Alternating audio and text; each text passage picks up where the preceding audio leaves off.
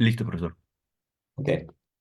Buenos días a todas y todos. Vamos a dar inicio a la charla de cada sábado organizada por la red LAFMAT, Red de Física de Materia Condensada y Ciencia de los Materiales. Esta red está conformada por investigadores de las siguientes universidades: Universidad Nacional de Mayor de San Marcos, del Perú; la Universidad Federal de Pernambuco, en Brasil; la Universidad Federal Rural de Río de Janeiro y la Universidad Federal Fluminense de Brasil también; la Universidad Nacional de Colombia; el CIMPESTAB y el CIMAP de México; la Universidad de Zulia en Venezuela; y la Universidad San Sebastián y la Universidad Católica del Norte en Chile. Ya, en esta oportunidad me es grato presentar al expositor de hoy, el doctor Emilio Chávez, quien expuso el año pasado, pero otra charla. Y bueno, desde el año pasado él se motivó o tuvo la intención de dar otra charla más del trabajo que él realiza en España. Entonces, a continuación voy a dar una breve descripción de la trayectoria del doctor Emilio Chávez. Él estudió física en la Universidad Católica del Norte en Chile. Posteriormente obtuvo su doctorado en física en la Universidad Autónoma de Barcelona, España, en el grupo de la profesora Clivia Sotomayor. En aquel entonces su investigación se centró en la caracterización de nanomateriales.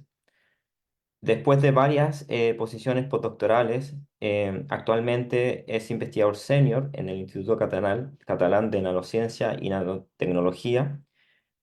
El doctor Chávez ha hecho importantes contribuciones al campo de los nanomateriales a través de su amplia experiencia en estudios experimentales y teóricos, siendo principalmente reconocido en el campo del transporte térmico de nanomateriales. Su investigación se ha centrado en el desarrollo de nuevas técnicas de caracterización y la investigación de los factores que gobiernan el transporte de fonones en nanoestructuras basadas en silicio.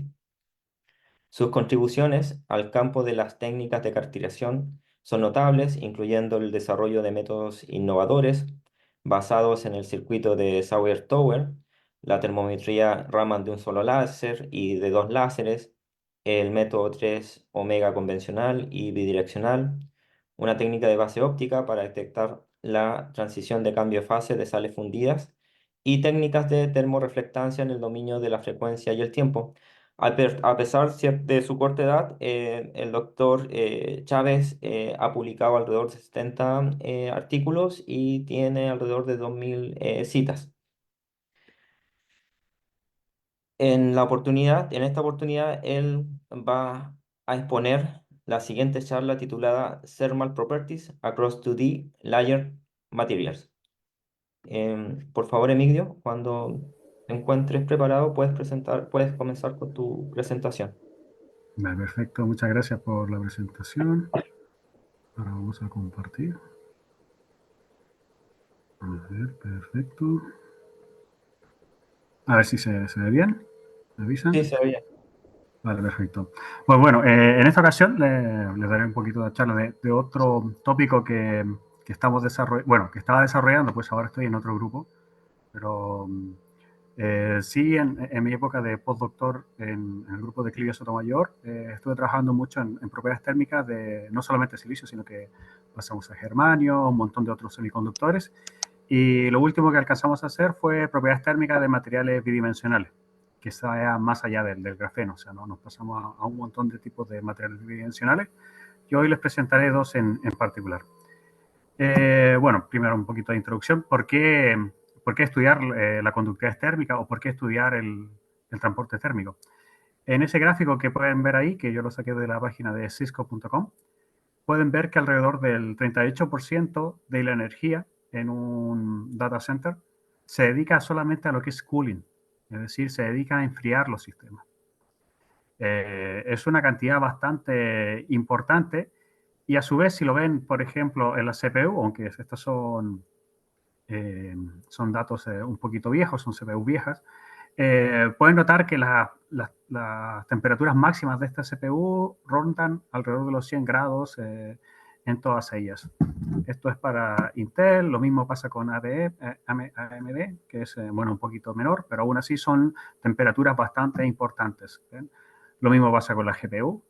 Esto ya está un poquito más de moda, igual son datos viejos, tengo que recalcarlo, pero aún así son temperaturas que hay que tomar en consideración. O sea, una temperatura normal de una GPU nos ronda entre los 70, 85 y pueden llegar hasta los 90 grados. O sea, hay bastante calor que hay que disipar o que hay que estudiar cómo disiparlo o cómo controlarlo en orden de reducir la energía expendida en estos sistemas. Y la típica imagen que también la encontré por internet, que dadas esas temperaturas, literalmente ustedes pueden freír un huevo utilizando una CPU o una GPU. Aquí hay otro dato también bastante interesante, que es el consumo eléctrico por año del Bitcoin, o sea, de minar Bitcoin. Pueden ver que por lo menos desde el 2013 hasta el 2023 se ha aumentado casi exponencial. Y tienen que recalcar que ese consumo energético, al menos el 38%, está dedicado solamente al cooling, o sea, a enfriar estos sistemas, a disipar esa energía. Aquí existen algunos otros, bueno, esto está un poquito más actualizado, algunos footprint de energía de los bitcoins. O sea, y es bastante interesante e importante. Por ejemplo, en un año, en el 2023, solamente la huella de carbono es comparable a todo el footprint de Colombia, o sea, un país completo. O si lo ponemos en términos de energía eléctrica, toda la energía eléctrica es comparable a la que genera Ucrania, o el desperdicio electrónico es comparable a lo que hace con Netherlands, o sea, con Holanda. Y tienen que considerar que la parte eléctrica, alrededor del 38% solamente es gastado en cooling. Aquí hay más números, por ejemplo, cuántos watts por request utiliza cada buscador, por ejemplo, Google o ChatGPT o Bloom, que es otro AI, o hay otros modelos de AI. Y podemos ver que la energía es bastante importante. Y nuevo, tengo que recalcar, el 38% de toda esta energía va solamente dedicada a lo que es cooling. Bueno, cooling. ¿Cómo enfrían o cómo se reducen las temperaturas? Básicamente en un ordenador o en un computador tenemos ya sea air cooling, o sea, es poner un ventilador directo a la GPU o al CPU. Tenemos también air cooling apoyado con heat pipes. Heat pipes son circuitos cerrados de líquidos donde se enfría en un lado y se calienta en el otro. Y a través de un cambio de fase puede extraer el calor residual de estas CPU o GPU. Tenemos también direct cooling, o sea, es pasar directamente el agua donde está la CPU o la GPU. Y actualmente se está bastante de moda, que es meter el computador completo, el ordenador completo, dentro de un líquido y así poder bajar las temperaturas que estos sistemas están sufriendo. Y cabe recalcar que todas estas soluciones para el manejo térmico, todos es muy grande, es muy bulk. Es decir, que realmente hay que ir a la parte nano, hay que tratar de investigar qué sucede a los componentes individuales en sí para poder extraer o para poder disipar ese calor en forma más eficiente para evitar este tipo de aproximación. Este tipo de aproximación, si bien es más o menos eficiente, lo malo es que cuando tú tienes un componente que está caliente en una zona en particular, al interaccionar con el aire, ese aire caliente va a circular por todo el sistema y al final vas a tener un calentamiento global en el sistema en sí. Y bueno, aquí hay otro ejemplo de Liquid Immersion que Microsoft actualmente está trabajando con meter un clúster directamente en aguas profundas. Esto es en Noruega, me parece. Esto es muy poco. Pero bueno, volviendo al asunto, es como medimos o cómo caracterizamos las propiedades térmicas de los materiales a nivel nanoscala. Dentro de nuestro laboratorio desarrollamos dos métodos. Unos son basados en Raman y otros son basados en una cosa que se denomina thermoreflectance. En Raman es bastante sencillo, básicamente correlacionar el espectro Raman con temperatura. Esto se hace a través de un criostato. Y para eso podemos medirlo con un láser, donde el láser del Raman se ocupa como un calentador local y además para medir la temperatura al mismo tiempo. Entonces, cuando ustedes aumentan la potencia del láser incidente, lo que van a ver es que el Raman bueno, de su material se va moviendo hacia la izquierda, que se llama redshift, y además se va ensanchando. Y si ustedes antes hacen una calibración de esto en función de la temperatura, eso quiere decir de poner su muestra dentro de un criostato en un vacío no muy alto, en un vacío de 10 a la menos 13 milibar, pueden caracterizar este desplazamiento con una potencia de láser muy baja y posteriormente hacen el mismo experimento, pero ya cambiándole la potencia del láser. Y como ya han caracterizado cómo se desplaza ese Raman en función de temperatura, cuando le inyecten temperatura a través del láser, pueden caracterizar su temperatura local. Esto pueden hacerlo tanto con un láser, que se llama One Laser Raman Thermometry, o con dos láseres, y esto es metiendo un punto caliente con un color y medir el Raman con el otro color, haciendo un mapa normal. Y la otra tipo de caracterización que utilizamos es la termorreflectancia, que esto se basa en que el oro, en este caso estamos ocupando oro como una transducer layer, interacciona fuertemente con láseres, en este caso con un láser azul. Esta interacción produce un cambio de la reflectividad local del oro y luego con un láser de otro color, un láser verde, podemos ver los cambios de la reflectividad de ese oro. Entonces, al comparar la diferencia de fase entre el azul y el verde, podemos intuir luego una temperatura y a través de eso se pueden intuir las propiedades térmicas del sistema.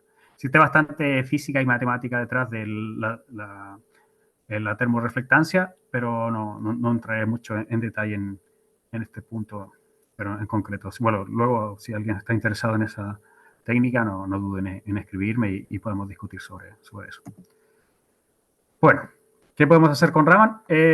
Nosotros vamos más allá del Raman convencional, o sea, nosotros no utilizamos el Raman simplemente como un método de caracterización para ver si existe o no existe grafeno o si existe o no existe la fase que estaba sintetizando. O sea, típicamente la gente tiene un espectro, digamos el espectro B, y busca en la literatura el espectro A y los compara y dice, mira, perfecto, tengo esta fase en particular de mi elemento. Nosotros vamos más allá y utilizamos el Raman para un montón de otras cosas. Bueno, esto lo hice yo mucho tiempo atrás cuando hacía mis estudios de máster. Lo utilizamos para caracterizar pseudofases tetragonales de titenatos de bario. También es posible utilizarlo para ver la distribución de strain en modos no polares. Aquí un ejemplo pequeño. Simplemente por un pequeño desplazamiento de algunos de los modos se puede asociar esto a strain local. También es posible identificar la concentración de otros materiales, otra vez inducido por el desplazamiento o por el language de las señales Raman. También se puede caracterizar la orientación cristalográfica de un sistema.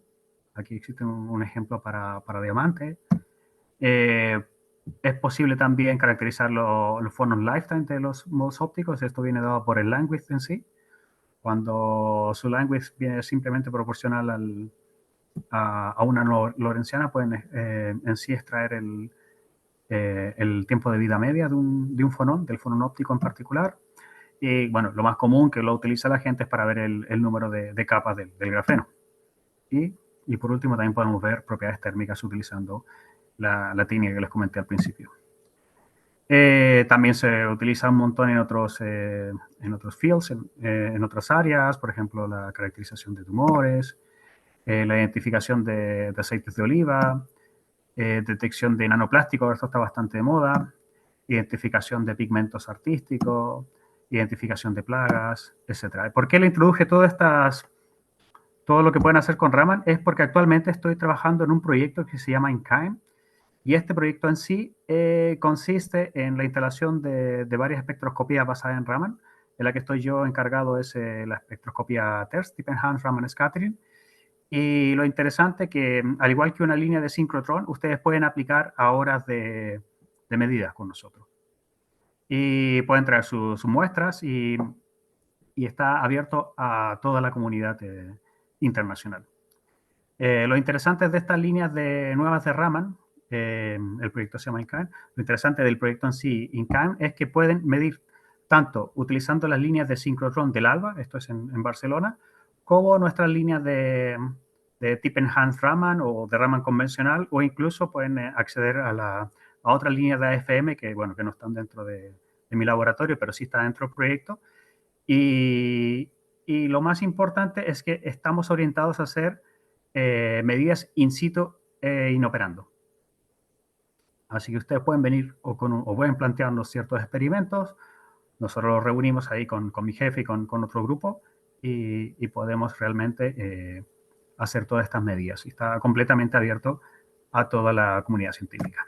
Y eso es lo que mi línea en particular va a estudiar, que va a ser, bueno, el SERS, el Surface Enhanced Raman Scattering, también el Tip Enhanced Raman Scattering. Bueno, aquí un poquito de la teoría del SERS y qué sé yo, pero bueno, eso no es tan interesante. Lo que sí va a ser interesante es que nuestra línea tendrá un Electrochemical Tip Enhanced Raman Spectroscopy. Y es que podrán ver modificaciones locales inducidos por un circuito electroquímico de su superficie. Y lo podrán ver utilizando esta punta de FM. Y bueno, es más o menos como lo que se muestra acá abajo. Este es el circuito en sí en total. Y como les digo, esto está abierto a toda la comunidad. O sea, ustedes pueden venir con plantear algún experimento, lo discutimos y esto es sin costo alguno. O sea, solamente quizás el costo de los pasajes, pero incluso dependiendo del tipo de proyecto, hasta el costo de pasaje y estadía se puede ser pagado por el proyecto en sí. Depende mucho, eso sí, del tipo de proyecto que quieran aplicar. Pues bueno, ya saltando toda la parte de motivación y la introducción un poco a lo que estoy trabajando, le mostraré resultados de propiedades térmicas de tin diselenite, un material que estuvimos viviendo acá en el grupo de Clivia, y también de otro material que es bastante interesante, que es el platinum diselenite. Básicamente, medimos propiedades térmicas, ya sea utilizando Raman o utilizando la termoreflectancia. Para medir las propiedades térmicas, siempre ustedes tienen que introducir un punto de calor, es decir, tienen que introducir un láser, un circuito eléctrico, algo que produce ese calor, y luego tienen que tratar de sensar o tratar de medir ese calor que han introducido dentro de su sistema. Y siempre es así. Ustedes tienen un heater y también tienen un detector. O sea, tienen una cosa caliente y un detector de esa cosa caliente. Y a nivel nano, la única forma de interaccionar con sistemas tan pequeñitos es a través de láseres, porque si desean poner un termómetro, ya el sistema en sí va a interaccionar con sus medidas. Bueno, la base de la termometría Raman se basa en que cuando ustedes calientan localmente una celda, esta se expande y eso induce el movimiento de su Raman. Por ejemplo, aquí tienen los diferentes peaks de un Raman. Cuando se aumenta la temperatura, estos se desplazan hacia la izquierda y también se ensanchan. Aquí hay un ejemplo de la posición del pic de silicio y pueden ver que a medida de que va aumentando la temperatura hacia arriba, el Raman del silicio se va moviendo, se va desplazando hacia menores energías. Y una vez que tienen caracterizado eso en su muestra en particular, pueden caracterizar localmente la temperatura del sistema, ya sea por la posición o por el language del sistema. Y este es el modelo que utilizamos. Nosotros excitamos la muestra con un láser de 532 o bueno, también pueden ser otros colores. Y como podemos saber cuánta potencia le estamos aplicando al sistema y cuánta temperatura levantamos inducida por esa potencia, luego lo único que hay que hacer es resolver la ecuación de Fourier para calcular la conductividad térmica del sistema. La principal dificultad de esta técnica en sí es la medición del poder de la potencia absorbida. Pero para eso es posible también utilizar otros métodos que más adelante les indicaré. Aquí tienen un ejemplo, igual lo puse este ejemplo en la presentación anterior, y aquí ven el punto verde que se va moviendo, simula lo que es el láser y el resto es cómo se ve la señal del sistema. Y pueden ver que cuando el láser se coloca muy cerca del centro de este puente pequeñito, se desplaza completamente hacia la izquierda. Y eso es porque está induciendo un calor efectivo en el centro del sistema. Y pues siguen siguiendo y ven que la temperatura tiene este perfil. Si ustedes repiten este experimento con distintos sistemas, pueden ver que existe una distribución de temperatura y utilizando un modelo teórico, al final pueden obtener la conductividad térmica efectiva de vuestro sistema.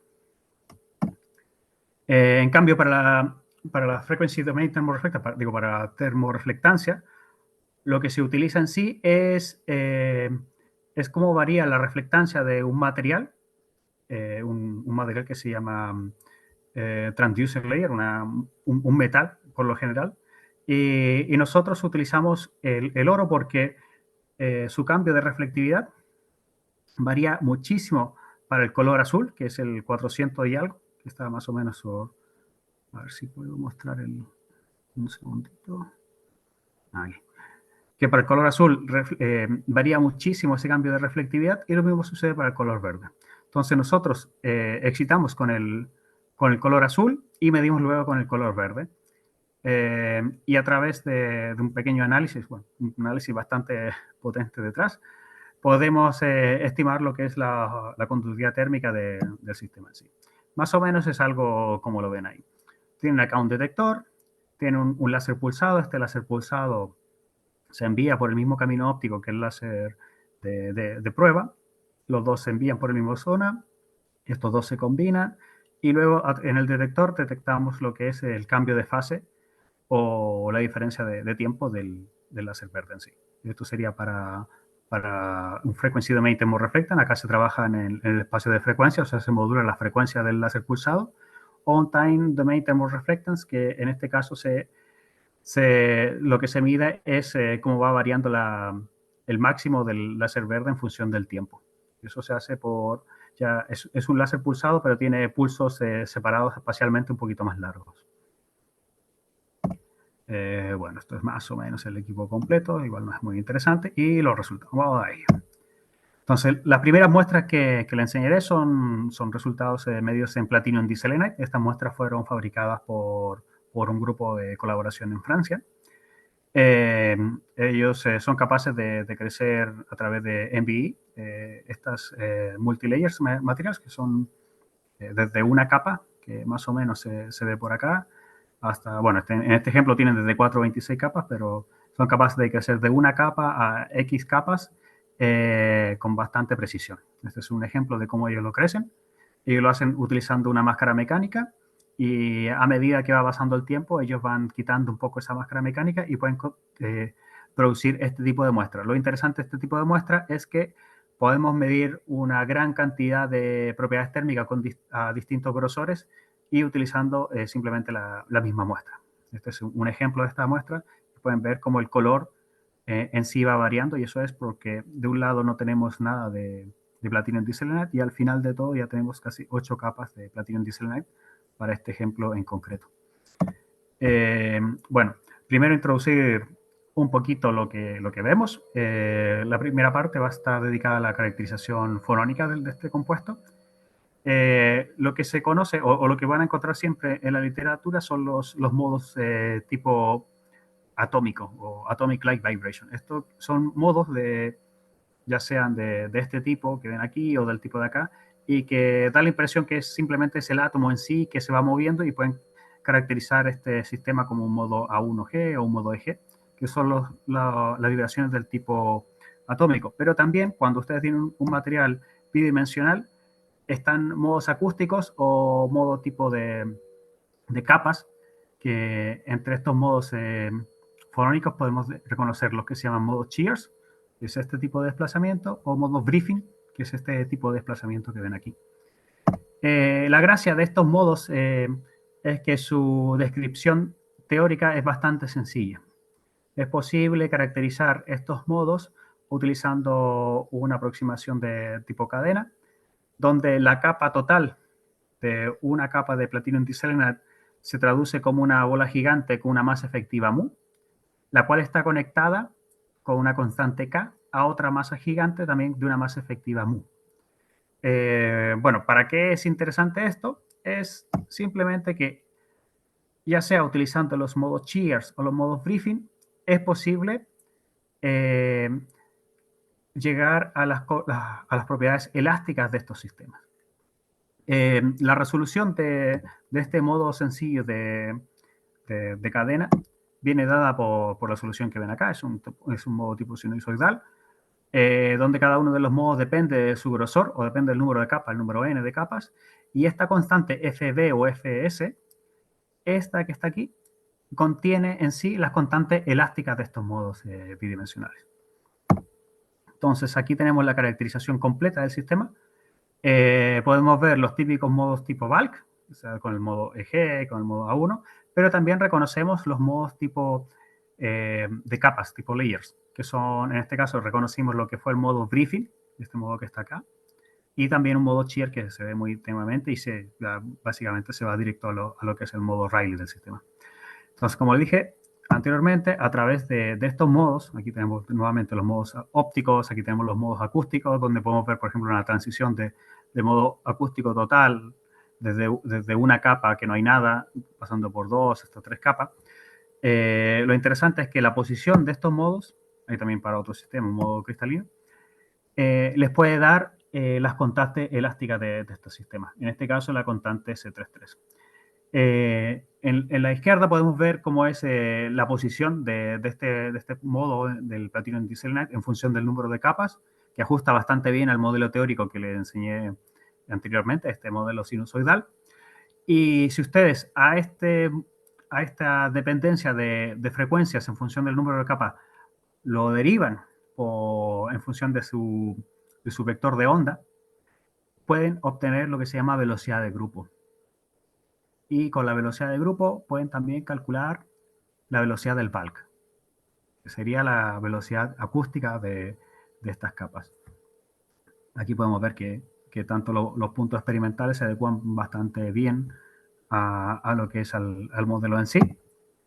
Y por último, lo único que necesitan conocer es la distancia interatómica de estas capas y pueden obtener lo que es la velocidad de grupo, esto es por la derivada que la que vimos anteriormente, y una de las constantes elásticas del sistema, que esta es la constante C33.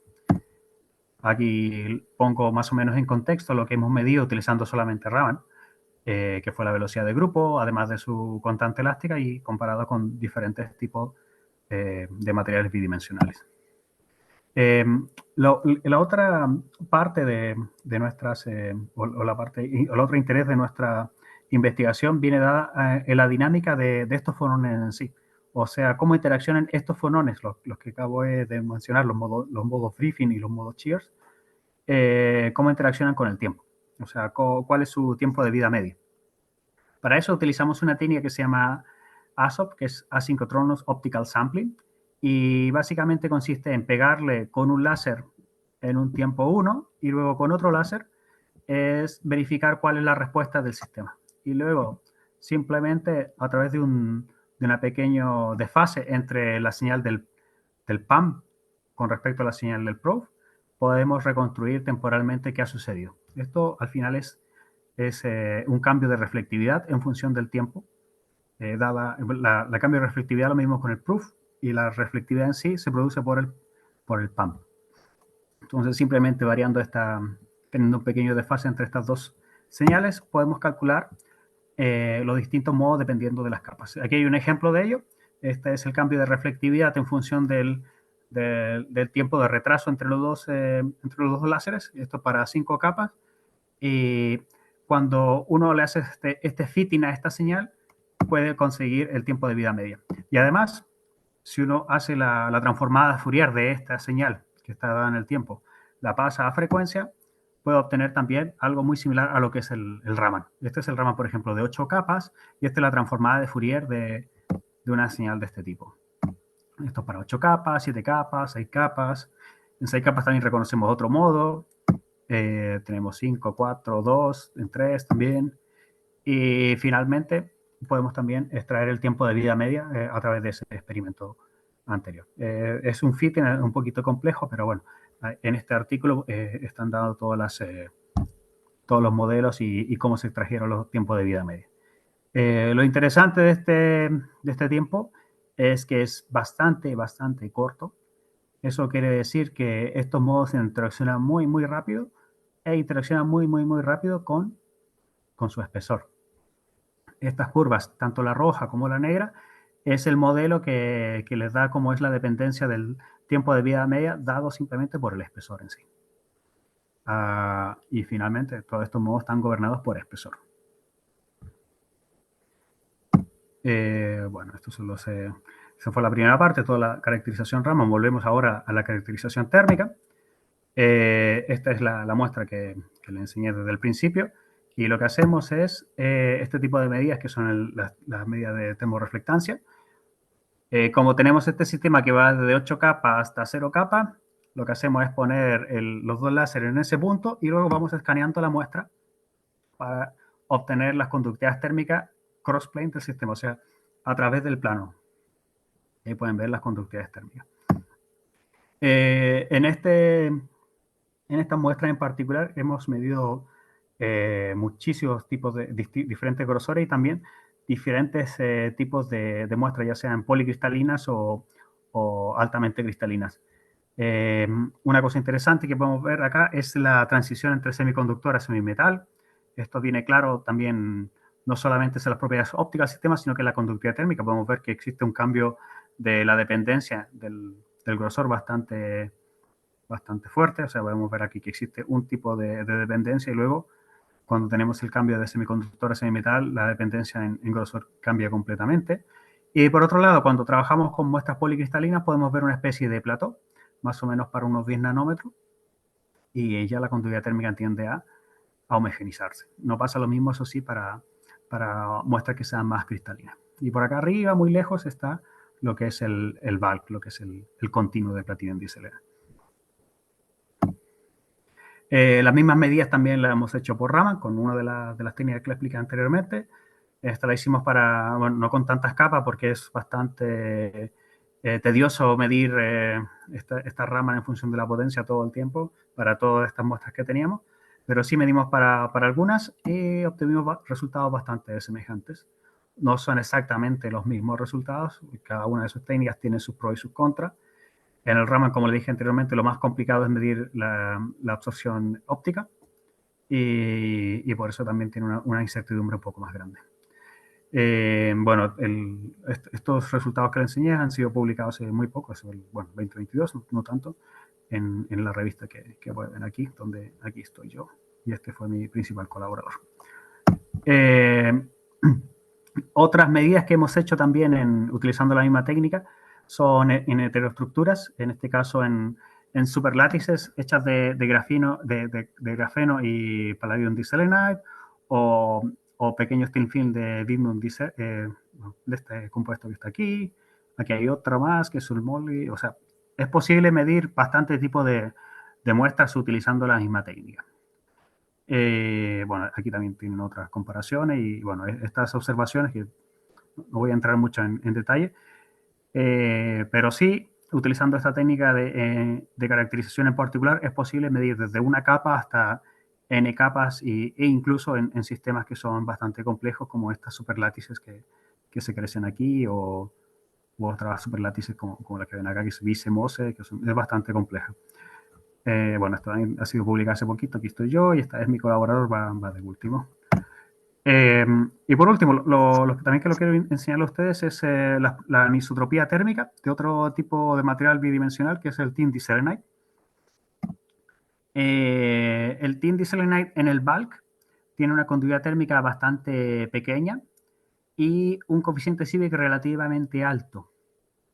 Por lo mismo, es un material que está bastante considerado en la comunidad termoeléctrica, ya que su propiedad eléctrica, si bien no son muy buenas, pero son decentes, aún así es un material bastante promisorio para ser utilizado en dispositivos termoeléctricos. E incluso un material bastante similar al tin selenide, el tin selenide, este en particular, ha mostrado la figura de mérito más alta hasta el momento.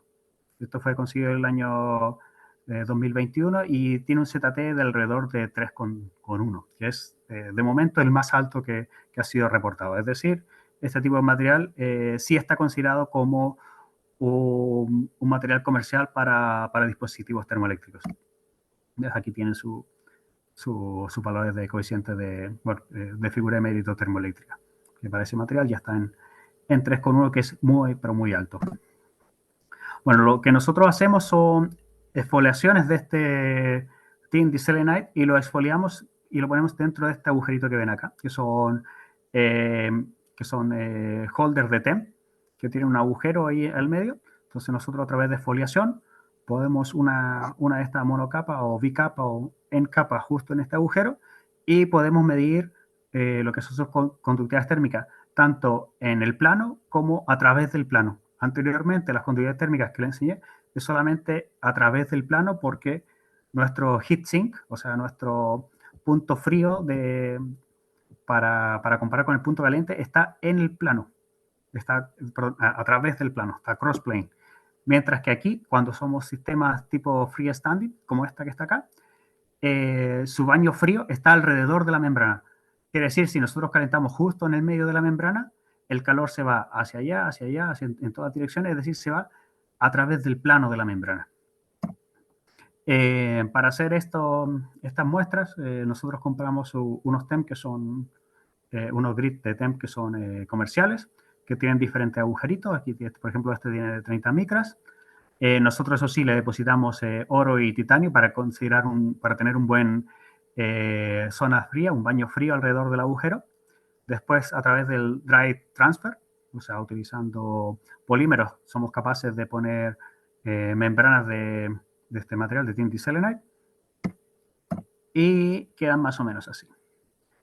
Aquí tienen membranas de 25 nanómetros, de 41 nanómetros, de 75, de 130.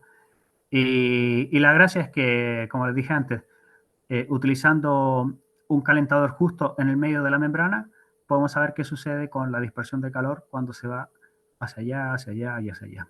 Y aquí, en esta técnica que se llama Two Laser Raman Thermometry, calentamos con un láser de un color, en este caso un color violeta, calentamos justo en el medio, y con el otro láser, un láser verde, un 532, vamos midiendo la posición del pico Raman, del peak Raman en todo el espacio. Y luego, como ya hemos caracterizado cómo varía la posición de este peak en función de la temperatura, podemos obtener un mapa térmico del sistema.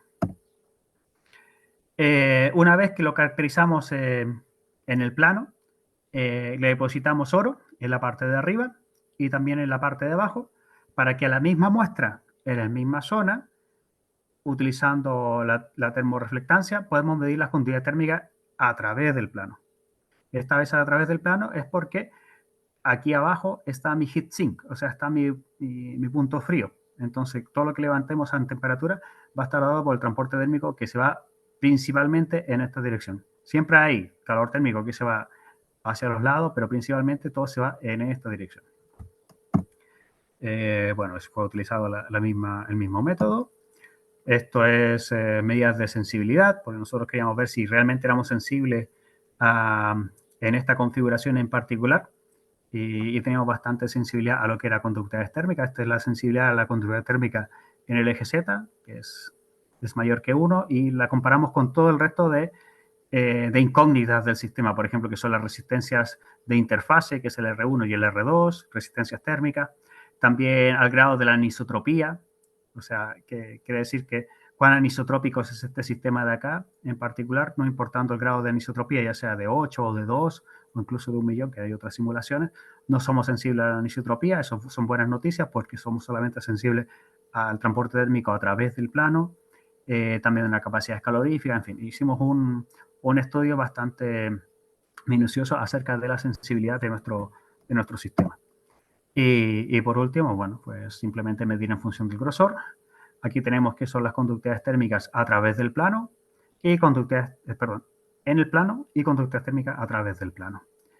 Podemos ver que por lo menos alrededor de unos 100 nanómetros ya alcanzamos lo que es el valor del bulk, o sea, el valor del continuo, tanto para las dos membranas, 100 y algo nanómetros.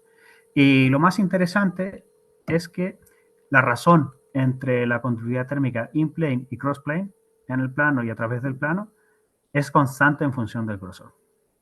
No sabemos por qué. O sea, no conseguimos en esa oportunidad algún grupo teórico que nos diese una mano. Y lo que sí vimos es que tiene más o menos un valor constante. desconocemos su origen, pero bueno, es interesante saber que en este tipo de material bidimensional no existe una dependencia en el grosor de la anisotropía térmica. También lo hemos comparado con otros sistemas, en este caso el Black Phosphorus o el Indium Diselenide, y también han encontrado lo mismo, pero no han encontrado la razón detrás. Porque, por un lado, tenemos que la conductividad térmica sí depende del grosor, ya sea en in-plane o cross-plane, pero su razón no depende del grosor. Por último, de estos resultados, otra información que pueden obtener es la distribución de foros min-free path, del camino libre medio de los forones que contribuyen a la conductividad térmica. Para eso se utiliza una teoría que se denomina transporte térmico dado por el Fuchs-Horkheimer Model, que en este modelo en particular él dice que existe una perturbación de la conductividad térmica inducida por el grosor en sí, y eso modifica a la expresión de la conductividad térmica. La modificación viene dado a que existe un tiempo de vida media que es debido a la interacción del fonón con su ambiente, pero ese tiempo extra no se debe sumar directamente al tiempo de vida media total del sistema, sino que se debe modificar en sí la expresión de la conductividad térmica, y eso se modifica utilizando una fórmula que se llama función de supresión. Y la función de supresión, existen bastantes modelos. Existe un modelo que es para transporte puro en el plano, que sería la línea negra que está acá. Existe también una forma exponencial, pero esto viene más dado para magnones, que es bueno, una línea por acá. Y por último, una función de supresión que es para transporte a través del plano, que viene dada por esta línea roja que está acá. Y esto lo que está acá abajo es lo que se denomina Bunsen number, que es un mean free path de un fonón efectivo dividido por el grosor del sistema. Y eso sería como modifica su expresión de conductividad o de transporte, porque el artículo original, tanto de Fuchs como de Sonheimer, modificaron las expresiones del transporte eléctrico.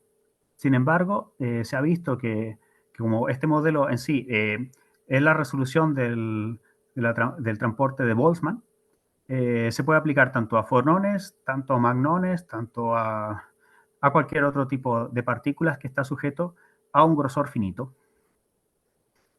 Pues como le dije anteriormente, este modelo se puede aplicar tanto a fonones, aquí hay un ejemplo con estructuras de silicio, como a electrones, que este es un ejemplo de cómo varía la conductividad eléctrica de wires, y también es el mismo modelo de Fuchs-Horkheimer, que dice que ustedes tienen una conductividad térmica o una conductividad eléctrica efectiva que se llama bulk, y esta se multiplica por un factor de supresión que viene dado acá, y ese factor de supresión depende del mean free path de sus portadores dividido por el grosor de su sistema, o por un modelo, un diámetro efectivo en este caso, que es un wire. Esto se aplica, como dije, tanto crossplane. Aquí hay un ejemplo que esto es para grafito o grafeno, y también otro ejemplo para lo que es el spin-Seebeck coefficient, que es básicamente el mismo modelo y la misma dependencia que han encontrado. Bueno, con este modelo es posible que, utilizando los datos experimentales de su medida en función del grosor, se puede obtener luego lo que es la distribución de foron mean free path o de electron mean free path o lo que desea.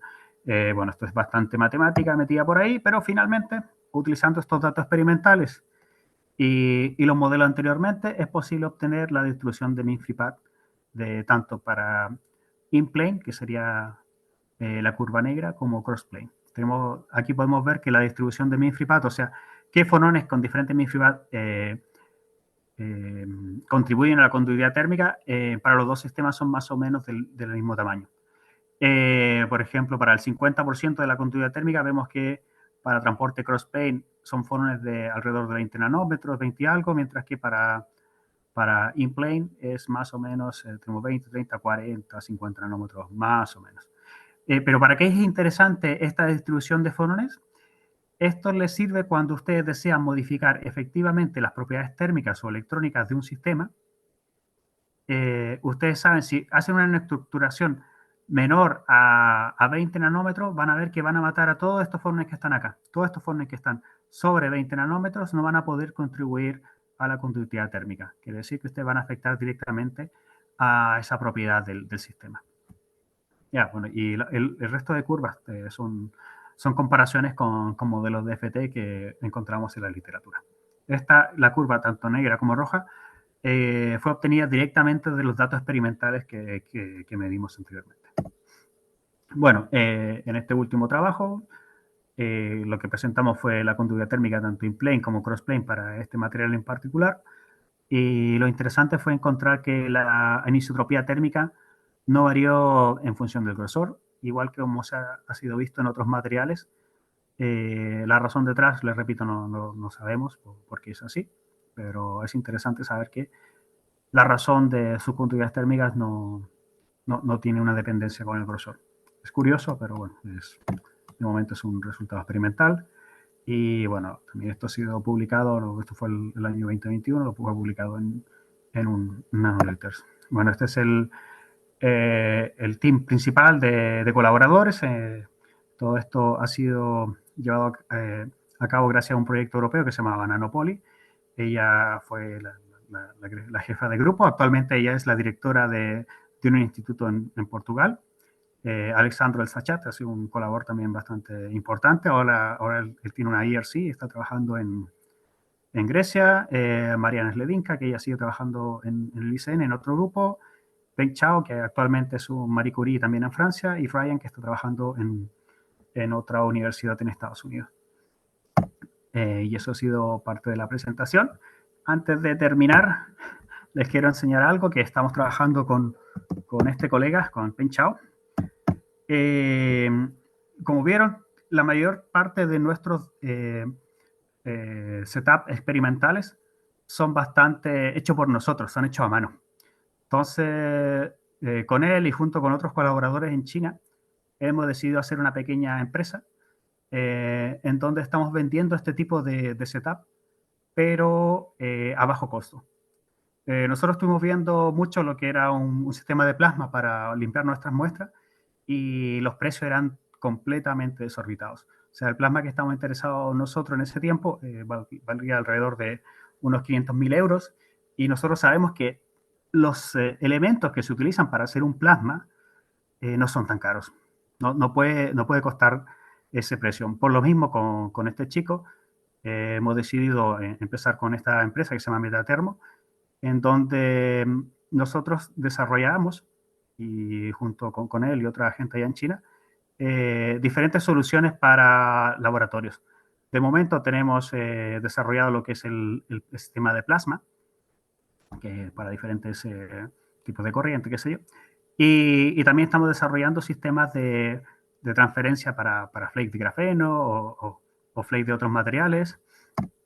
También podemos desarrollar todo lo que es las técnicas basadas en termoreflectancia. Tenemos desarrollado también un pack completo para una técnica que se llama 3 Omega, que son para medidas térmicas tanto de thin films como de polímeros, como de nanofluidos. Y mira, aquí, por ejemplo, tenemos un pequeño dispositivo para medir conductividades térmicas de líquidos directamente. Y bueno, toda la parte que es termoreflectancia. También ofrecemos la customización de sistemas Raman. O sea, si ustedes tienen un Raman convencional y desean introducir técnicas de caracterización térmica, ya sea utilizando un láser o dos láser, también ofrecemos este servicio.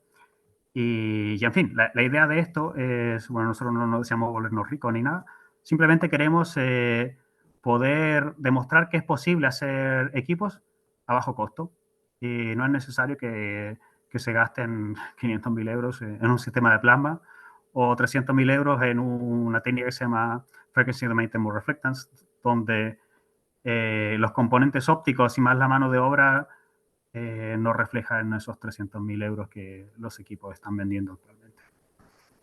Y pues bueno, muchas gracias por su atención y espero que le haya gustado la charla de hoy. Muchas gracias, Emilio, por tu interesante charla. A continuación, vamos a dar lugar a la ronda de preguntas de los panelistas. Para ello vamos a comenzar con el profesor Stuart Holmes. Stuart, are you there? Thank you, Dr. Chavez. Apologies, I'm speaking to you in English. Yeah, no problem. A very nice talk, thank you. I have some questions. You presented a lot of material, so thank you. I wanted to check with the platinum selenide, you showed a semiconductor to semi-metal transition. Did you identify that transition from the Raman, or is it known that at that thickness it goes over to being a semi-metal? Is it correct? Is that so? That's the question. Yeah, it is known that thickness is a semi-metal. We think through the thermal conductivity there is also a small clue, as you saw in the graph. We did some optical measurement to detect this transition. We think through this optical measurement we saw the transition, but the reviewer were not so happy with this transition, and we at the end we removed this data from the manuscript. But we think there is this transition. There's another article which also showed this transition in the platinum diselenide. But the interesting thing is this transition seems to be also appearing in the thermal conductivity, at least in the cross-plane thermal conductivity.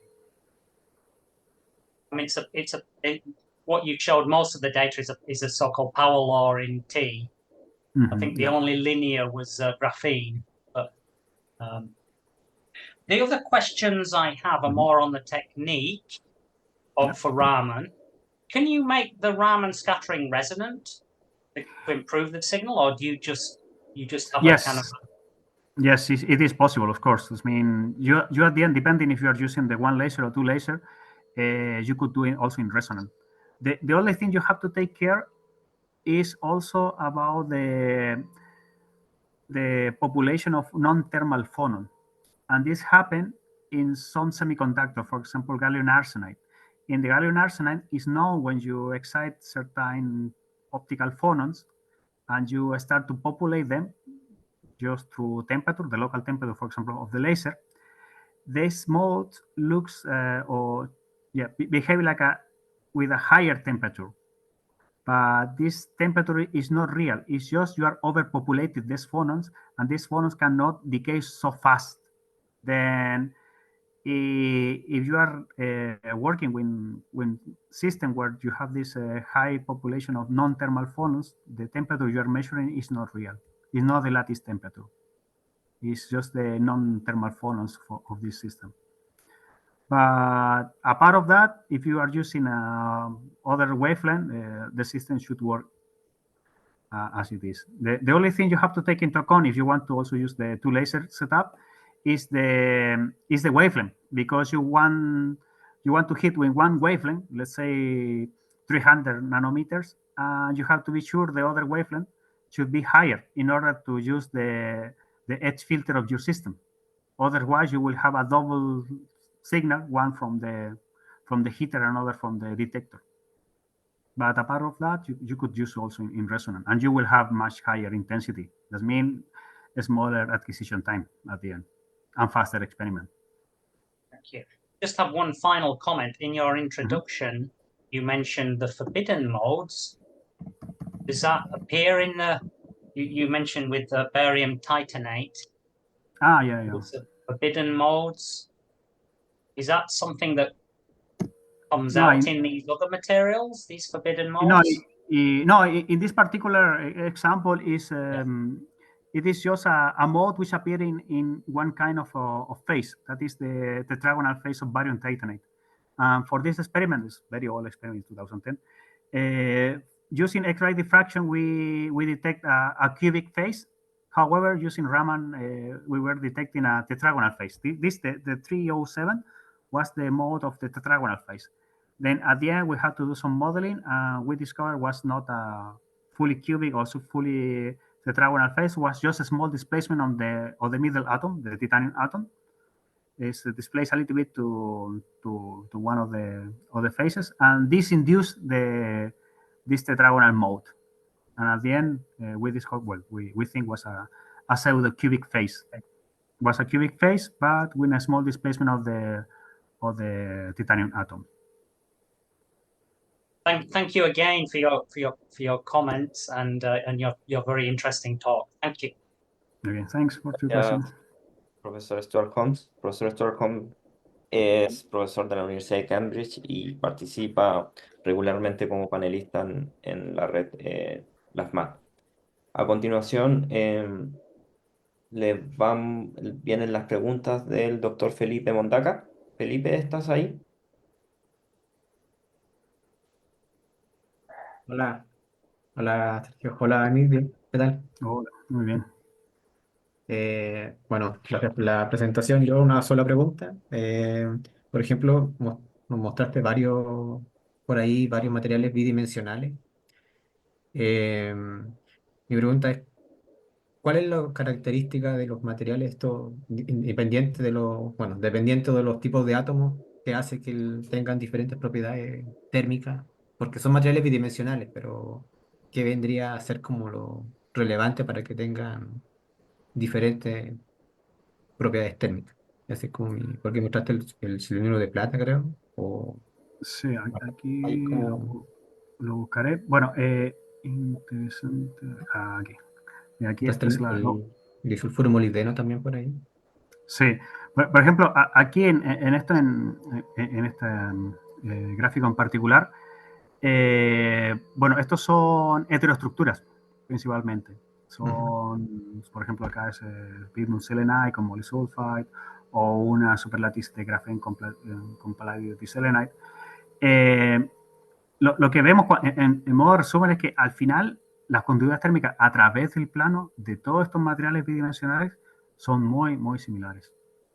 O sea, ya sea, te das cuenta que más o menos el rango donde todas las conductividades térmicas están localizadas es el mismo. Detrás no sabemos por qué se parecen tanto. Porque tenemos que considerar que hay sistemas completamente distintos. Por ejemplo, acá el molit diselenite es completamente diferente al bismuth diselenite o a esta estructura y aún así las conductividades térmicas son similares. Detrás no sabemos lo que sucede. Lo que sí, en plano, sí existen unas conductividades térmicas mucho más distintas y eso viene dado por sus constantes elásticas o la velocidad del sonido en el plano. El grafeno es uno que tiene la conductividad térmica más alta de los materiales bidimensionales y viene dado porque la velocidad del plano o la velocidad del sonido es enorme. Es enorme. Entonces eso hace que el calor sea disipado en forma más grande, más larga. Y por otro lado también en materiales bidimensionales, en monocapa o bicapa, existe un modo acústico que no interacciona con el resto. Y en el caso del grafeno, ese modo se llama modo flexural, que es un modo tipo cuadrático, y viaja muy, muy lejos su transporte térmico y puede alcanzar caminos libres medios del orden de una micra. Es por eso que para ese material en particular la conductividad térmica es tan grande.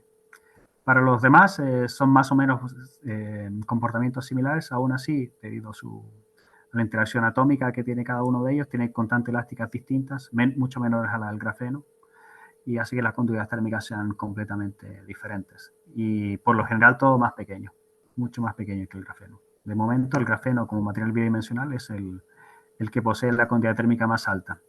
Ya después vienen sistemas bastante parecidos como el HBN, el boron nitride, que también tiene conductividades térmicas bastante altas. No, eso sí, no se pueden comparar con las que se han medido para el grafeno.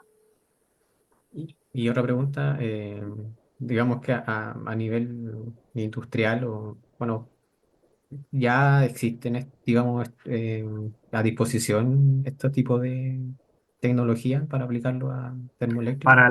Para el grafeno, sí sé que se estaban utilizando como disipadores de calor local, o sea, se han puesto ya monocapas, bicapas en sistemas que se calientan para que disipe más rápido. Y también se utiliza mucho como aditivo, el grafeno en sí. O sea, se muele, se mezcla con otro sistema y esta molienda posee conductividades térmicas bastante más grandes que el sistema que la matriz original en sí. Para otros materiales bidimensionales, por lo general, se están utilizando bastante en lo que son sensores, ya sean sensores de terahertz o sensores de humedad y cosas así. Hay algún par de sensores que ya vienen con grafeno o con polisulfa que están en el mercado, y sensores de gas y de humedad todavía están en proceso de investigación básica, lo que yo sé de momento. No sé si habrá algún otro sensor que esté ya en el mercado. Ujú. Ya, esa era mi pregunta. Gracias, muchas gracias por la presentación. Muy interesante. Sí, gracias. Nos vemos. Chao. Hasta luego. Muchas gracias, Felipe, por tu pregunta. Doctor Felipe Ondaga de la Universidad San Sebastián. A continuación, le damos el turno al doctor Arturo Martínez del Simpestab. Arturo, ¿alguna pregunta? Sí, buenos días. En México, allá tarde, ¿verdad? Muchas gracias, amigo, por tu presentación. Me gustó bastante. Y solo tengo una pregunta sobre cómo miden la dependencia térmica de la conductividad térmica, la dependencia La- de la temperatura. vale, eso es bastante sencillo. Bueno, te lo explicaré en el Raman, que es lo más fácil. Como en el Raman, que es aquí, supongo que se está compartiendo. Tú debes antes de utilizarlo para medir tus conductividades térmicas, tienes que conocer cuál es la dependencia del fonón, o sea, del modo óptico.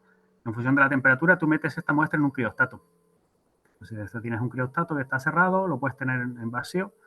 Recomendamos 10 a la menos 3, que es la presión más pequeña, o sea, más grande de lo pequeño, que no interaccionará con tu sistema. Entonces lo mides en un criostato, subes o bajas temperatura, mides esta dependencia, y luego, cuando deseas medir la conductividad térmica en función de la temperatura, simplemente cambia la temperatura del baño, es decir, la temperatura de tu criostato. Lo puedes medir a temperatura ambiente, vas bajando temperatura y vas nuevamente haciendo el mismo experimento. Lo importante, eso sí, es que cuando levantes temperatura utilizando un láser o dos láser, ese levantamiento de temperatura que es necesario para modelar la conductividad térmica no sea muy alto en comparación del baño. Porque tú tienes el baño, por ejemplo, a 200 Kelvin, tienes que elevar la temperatura hasta 250 para ver la dependencia, bueno, para poder hacer este fit que vas a ver acá. Acá, por ejemplo, este levantamiento de temperatura en función de la potencia del láser. A ver si aquí tengo algo. Ay, perdón. Se me fue. Ay. A ver, creo que sin querer. Ahora sí. Aquí. Tienes acá, por ejemplo, el levantamiento de temperatura en función del láser. Estás viendo que cuánto se levanta es muy poquito. Son casi 20 Kelvin. Por otro lado, aquí 18, 20 Kelvin, 12 Kelvin. Y eso, si bien puede introducir un error bastante grande en la estimación de la conductividad térmica, te asegura que la conductividad térmica que mediste es a la temperatura que tú fijaste el baño. Ok, y estas curvas que estás mostrando dependen Sí. del tipo de material, o sea, ¿las debes de trazar para cada material o...? Exactamente. Aquí el primer paso es, tú tomas tu material y mides cuánto es el desplazamiento de tu PIC en función de la temperatura del baño, es decir, del criostato. ¿Ves? Aquí lo medimos en 290 y algo, después lo pasamos a 300, 340, qué sé yo. Y esto te da cuál es la función de la posición del PIC con la temperatura. Esto te va a dar tu termómetro. Y una vez que ya hiciste eso, repites el mismo experimento, te lo fijas a una temperatura dada y empiezas a cambiar la potencia del láser incidente. Entonces tú vas cambiando la potencia del láser incidente, esto va a originar un levantamiento local de la temperatura, como ves aquí o aquí. Y como ya tú sabes cuánto es el desplazamiento del Raman con función de la temperatura, ya traduces directamente este desplazamiento Raman a temperatura. En este caso nosotros lo expresamos como temperature rise, o sea, como un levantamiento de temperatura. Van a ser pequeños desplazamientos en este modo en particular. Entonces, cada elemento o cada material que tú quieras analizar va a tener distinta dependencia de temperatura, ¿ves? Incluso depende de las capas. Aquí este era para 2 capas, tenemos que la pendiente de la posición del pico en temperatura es más o menos de 0.02 centímetros por Kelvin. distinto es para 3 capas y también es distinto para 4 capas. Aquí pueden ver que hay pequeños desplazamientos de puntos.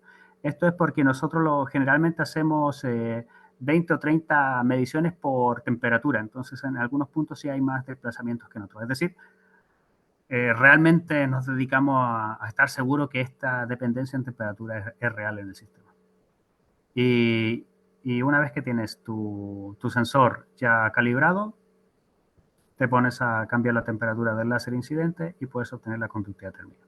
La conductividad térmica, eso sí, a través de un modelo de elemento finito, que también está, bueno, también tiene ahí su pequeño truco, pero bueno, si estás interesado en esta técnica, no hay ningún problema. Te puedo guiar con todo lo que sea necesario. Sí, muy bien, muchas gracias, Sí, no hay de qué. Emilio. Muchas gracias, Arturo, por tus preguntas. A continuación, le damos el paso a Jimena Velázquez. Jimena, ¿tiene alguna consulta o por parte del público colombiano hay alguna pregunta para el doctor Emilio Chávez?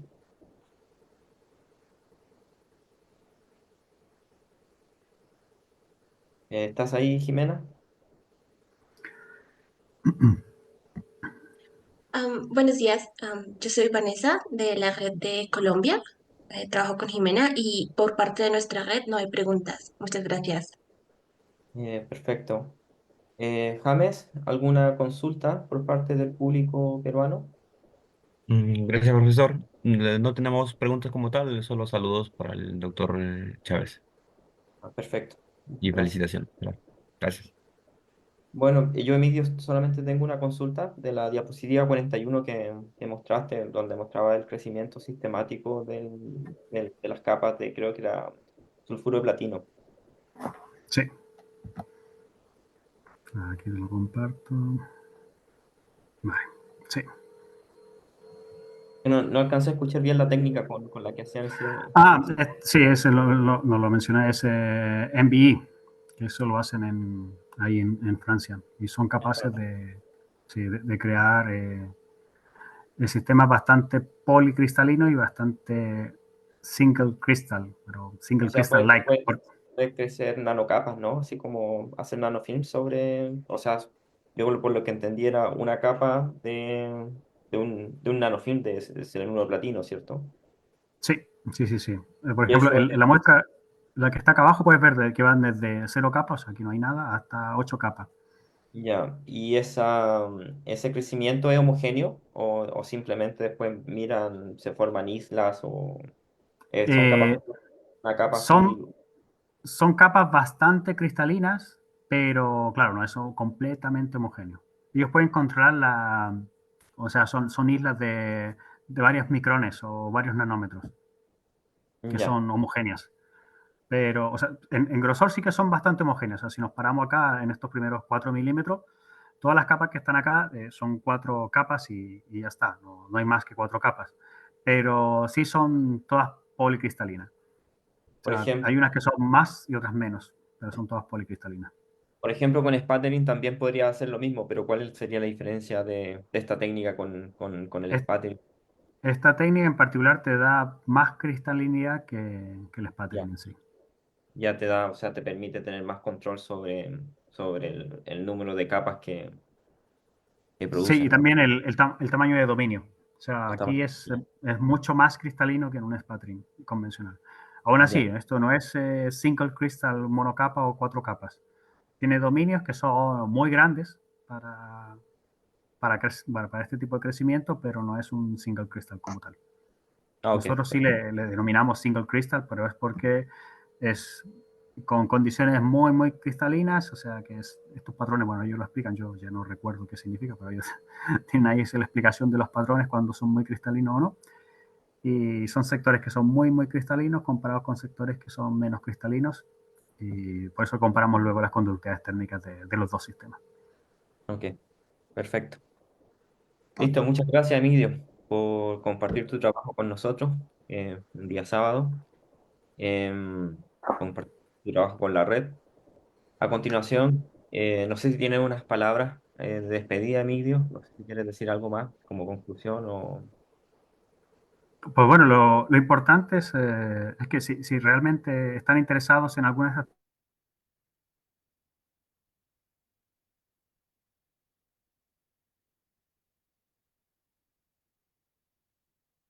no duden en preguntar. O sea, yo estoy abierto a esta técnica, la de Raman, sobre todo, que es muy sencilla y que también podrían hacer ustedes mismos estas medidas en sus laboratorios. O sea, no tengo problema en tanto darlas la parte teórica, como darle un consejo de cómo medir y qué sé yo.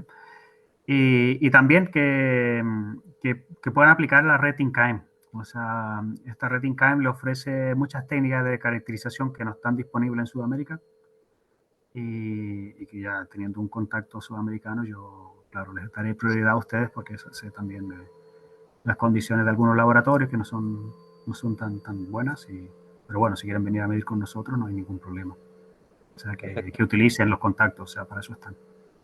Perfecto. Así ya tienen tu contacto, o sea, ya saben que Emilio Chávez está abierto, ¿cierto?, a recibir estudiantes de Latinoamérica interesados en hacer este tipo de mediciones. Bueno, para despedir al doctor Emilio Chávez, los invito a que abran sus cámaras, como lo hacemos usualmente.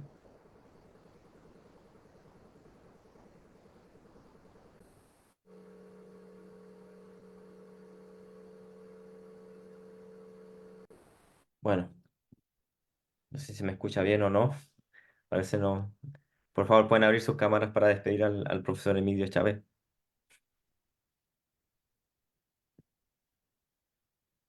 Give my regards to Clivia. I knew her many years ago in Scotland. Studied in Scotland. Yeah, I remember Thank you that for your you call. commented. Yeah. Perfecto. Very Chao. interesting. I learned a lot today. Thank you. Hasta la Chao. próxima. Muchas gracias. Chao, nos vemos. Chao. Ciao, ciao, ciao. Adiós. Chao.